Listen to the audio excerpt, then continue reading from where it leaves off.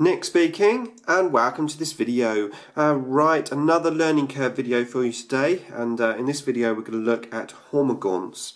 Now, Hormagaunts, any Tyranid player will be able to tell you, the actual model themselves are a bit of a pain in the bum, to be fair, because the way they work is they become incredibly top heavy, and when they're on the battlefield they're usually just like toppling forward.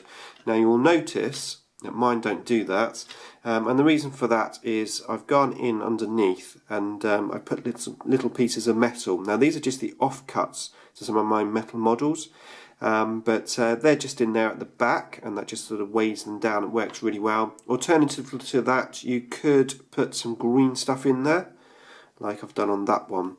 And worst case scenario, you could just put like a stone on the top at the back there, just to sort of weigh them backwards. So it is solvable, but it's a bit of a pain in the bum. Now, this guy here, just a quick word on this guy. He's obviously got the warrior head. This is just from back in the old days, where you used to be able to have a hive node model. It was like a sergeant as such, and helped with the leadership.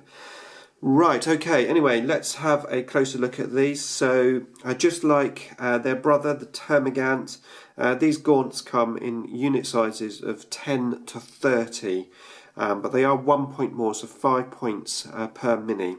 Now, stats-wise, fairly similar. Weapon skill 3, ballistic skill 3, although they have no gun. Strength 3, toughness 3, 1 wound. They are initiative 5, so slightly higher initiative. And they have an extra attack, so 2 attacks, leadership 6 and a 6+ save.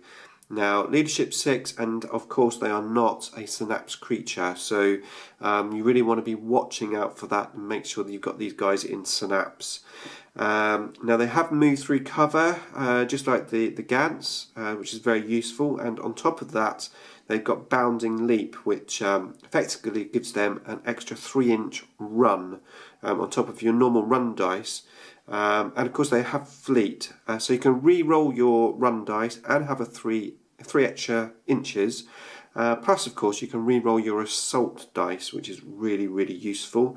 And of course, because they've got moved through cover, they're not slowed down that 2 inches if you do assault through cover. Sadly, no fresh hook, so you will be assaulting last if you are going through cover. Okay, the only options that you have is adrenal glands or toxin sacs. Now, I would suggest that the adrenal glands are absolute total waste of time, to be fair. What they do is they give you furious charge, and they let you re-roll the run stroke assault dice. Well, you can do that anyway because you've got fleet. Yes, furious charge sounds good, gives you your strength 4 on the charge, but what I am suggesting you do is take toxin sacs instead. Now they're 3 points, but they give you poison, so you're going to be wounding on 4s regardless. And that would, if you take the toxin sacs, it makes adrenal glands just totally redundant. So it does push the price up of the minis to 8 points each, which is not that cheap really for a 6+ save unit that has no shooting options. But these guys are pretty good in close combat, especially if you can get them within synapse range, which obviously makes them fearless. So they can hold up your enemy quite well. And in actual fact, they can do some pretty good damage on your enemy as well. And don't forget, if you've got your poison attacks, and even like bikes, if you went into a squad of bikes which are toughness 5, you will be wounding them on 4s. So they are pretty good, but your main issue is getting them into the assault, because obviously they have no guns, so the only way you're gonna kill anything is obviously by assaulting them, and that is your problem. Now, unlike the Gants with their guns, you could come in a drop pod. At least you can shoot before you potentially die. Bearing in mind you've only got that 6+ save, that's not great, and you're probably going to be cowering behind terrain or in terrain. And of course that lends the problem of when you do assault, if you are assaulting through terrain, you lose that higher initiative as well.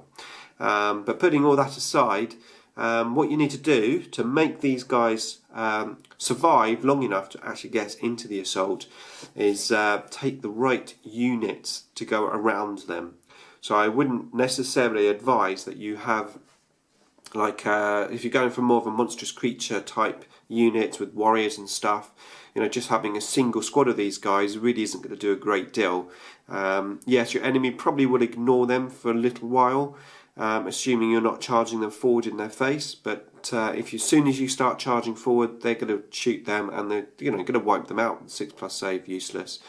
So the way that these guys work the best is when they're combined with lots of other smaller gribbly units like Termagants, and that's how I like to use them. I like to use a combination of Termagants and Hormagaunts, just lined up, pushing forward.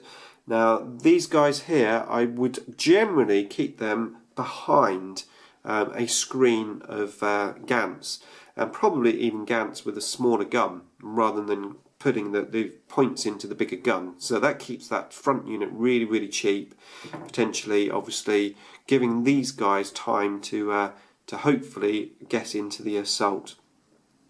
Can be quite good for a little flanking unit as well. You can run them down the side of the board. You've got to watch out for synapse, but hopefully with some hive tyrants, flying around, you should hopefully be within synapse range. But that could be quite useful as well. You could even use them as a bit of a counter assault unit. So you could keep them at the back. Say you had a small squad of warriors at the back, sitting on an objective, and you could have these nearby, hiding behind a piece of terrain in synapse range. And then if your enemy obviously gets close to your objective, you can send these guys out to hold them up.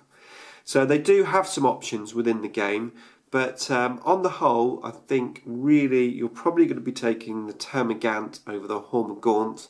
But they definitely have a place, and they're definitely fun to use, and they're a lot more scary on the table than the Termagaunt.